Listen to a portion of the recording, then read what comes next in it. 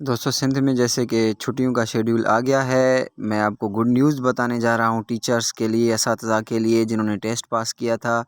اس schedule کے مطابق جون اور جولائی میں چھٹیاں ہوں گی، اور اس چھٹیوں سے پہلے جن اساتذہ نے سندھ میں ٹیسٹ پاس کیا تھا ان سب کو آرڈر ملیں گے۔ اس کے بعد جون جولائی کی چھٹیاں ہوں گی، کیونکہ آج ڈی او ایلیمنٹری سیکنڈری حافظ شہاب الدین انڈھن سے میرا رابطہ ہوا ہے۔ انہوں نے مجھے شیڈیول بھیجا ہے، سکھر میں شیڈیول آ گیا ہے، ان کو جو ہے وہ پوسٹنگ آرڈر ملیں گے انشاءاللہ۔ وہ شیڈیول میں آپ سے شیئر کر رہا ہوں۔